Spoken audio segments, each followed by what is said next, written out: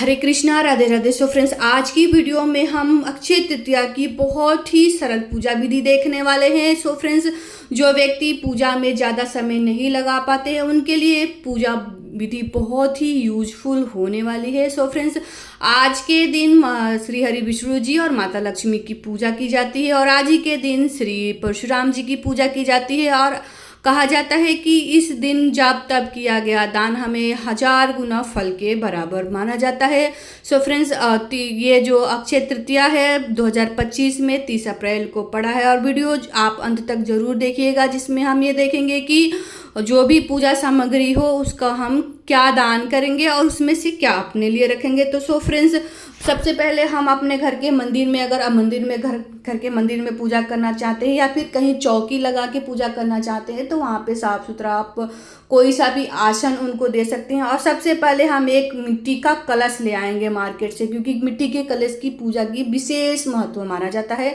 So friends, मिट्टी का कलश में हम कंठ तक सादा जल भर लेंगे। उसके बाद अगर आपके पास गेहूँ हो, जवारे हो तो हम उसका जवारों से या फिर गेहूं से आसन दे देंगे। थोड़ा से दो चार दाने हम देके आसन देके कलश की स्थापना कर देंगे। तो सो फ्रेंड्स, उसके बाद हम चंदन से वहाँ पे स्वास्तिक बना लेंगे कलश पे। अगर चंदन नहीं है तो वहाँ पे आप हल्दी से भी स्वास्तिक बना सकते हैं। और एक कलश, अगर आपको आपने जिस मन भाव से ये कलश की स्थापना की है, जैसे मान लीजिए आपने ये कलश दान करने के लिए स्थापना की है या फिर अपने लिए स्थापना कर ली है, तो उसके बारे में हम बाद में बात करेंगे। सो फ्रेंड्स, उस पर हम अच्छे से स्वास्तिक बना लेंगे, क्योंकि स्वास्तिक हमारा शुद्धता का प्रमाण होता है, अशुभ माना जाता है हमारे लिए स्वास्तिक। हमारे हिंदू धर्म में स्वास्तिक को बहुत ही विशेष महत्व दिया गया है। उसके बाद जो कलश है उस पर हम मौली से उसको अच्छे से कलावे से उसको बांध देंगे। वस्त्र स्वरूपी कलावा हम कलश पे चढ़ा देंगे। कहा जाता है कि वस्त्र स्वरूपी कलावा चढ़ा देंगे इस पे हम।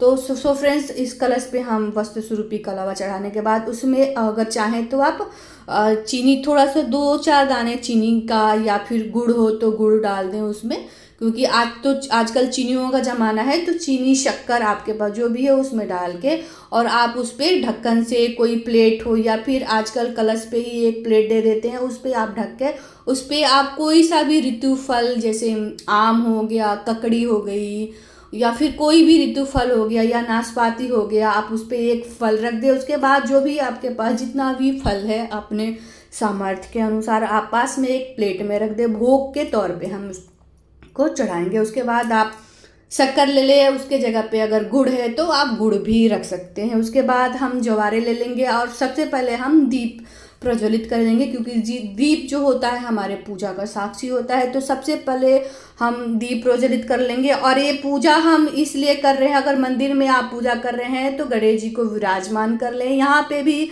पास में गणेश जी विराजमान कर ले। गणेश जी नहीं है तो वहाँ पे भाव स्वरूपी गणेश जी को विराजमान कर लें।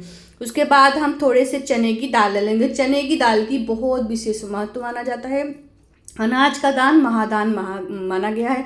और यथा समर्थ आप अपने पास से जो भी आपका सामर्थ्य हो उसमें आप दक्षिणा रख लें और गणेश जी को भाव स्वरूपी वहाँ पे आप आह्वान करके विराजमान कर लें। अगर मंदिर में पूजा कर रहे हैं तो गणेश जी, भगवान जी आपके पास वैसे ही होंगे। और मेरे पास थोड़े से पुष्प हैं, फूल हैं, कोई सा भी फूल आप चढ़ा सकते हैं। अगर फूल नहीं है तो कोई बात नहीं, फिर हम दीप धूप चढ़ाएंगे। और इसी तरह हम अपने घर के मंदिर में पूजा करेंगे। पहले गणेश जी की आरती करेंगे। गणेश जी की आरती नहीं कर पाए तो ओम गणेशाय नमः करके उसमें श्रीमन नारायण जी वाली जो हमारी आरती होती है आरती करेंगे। नहीं तो आप हरे रामा हरे कृष्ण वाली भी आरती कर सकते हैं, नहीं तो ओम जय जगदीश वाली आरती करें, क्योंकि सभी भगवान का स्वरूप एक ही माना जाता है। और हाथ जोड़ के पूजा में रहित कमियों के लिए हम क्षमा याचना करेंगे। और इसी तरह हम अक्षय तृतीया पे दान करेंगे। तो देखिए, ये जो घड़ा है, अगर आप घड़े को दान करने की नियत से स्थापना किए हैं तो उस पर आप स्वास्तिक नहीं बनाए, क्योंकि कई लोग सोचते हैं स्वास्तिक का निशान देख के लेना पसंद नहीं करते हैं। तो आप उस पर थोड़ा सा कहीं बगल में चंदन या फिर हल्दी का टीका लगा दे। और कलावा, वस्त्र स्वरूपी कलावा आप ऐसे ही चढ़ा सकते हैं। और जो भी आपने कलश पे जो आपने फल रखा है उसको आप दान करना होता है। अगर दान की नियत से आपने रखा है तो दान कीजिए, अन्यथा जो भी भोग प्रसाद है आप अपने घर पे अपने पास रखिए। जो भी आपने अनाज और दक्षिणा समर्पित भोग के तौर पे किया है। चीनी ये सभी आपको मंदिर में या फिर कहीं ज़रूरतमंद जो भी हो लोग, उनको आप ज़रूरतमंद लोगों को दान करें और हाथ जोड़ के भगवान जी से पूजा में रहित कमियों के लिए क्षमा याचना करेंगे।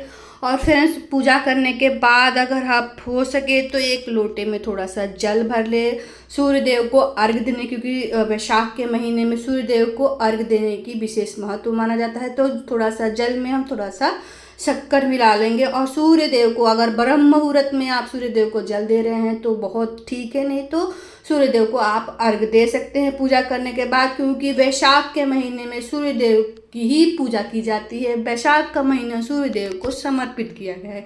इस तरह हम अपने घर पे बहुत ही कम समय में और बहुत ही सरल पूजा विधि अपने घर में, अपने छोटे से मंदिर में हम कर लेंगे। और आज के दिन कहा जाता है कि वैशाख के महीने में किया गया दान हमें कई सौ गुना व्रत के फल के बराबर माना जाता है। और उस वैशाख के महीने में अक्षय तृतीया वाले दिन विशेष कर करके ध्यान रखिएगा कि उस दिन किसी प्यासे को आप जल जरूर पिलाइएगा। जल, शरबत, कहीं प्याऊ लगवाना, कहीं भंडारे कराना, ऐसे ऐसे आप दान पुण्य करेंगे, क्योंकि दान पुण्य करने का विशेष महत्व माना जाता है। अगर आप व्रत करना चाहते हैं तो उस तरह करें। तो आशा करती हूँ कि मेरी ये दी हुई सिंपल और सरल पूजा विधि आपको पसंद आई होगी। तो वीडियो को लाइक कीजिएगा और वीडियो पे नए हैं तो चैनल को जरूर सब्सक्राइब करिएगा और कमेंट बॉक्स में राधे राधे जरूर लिखिएगा।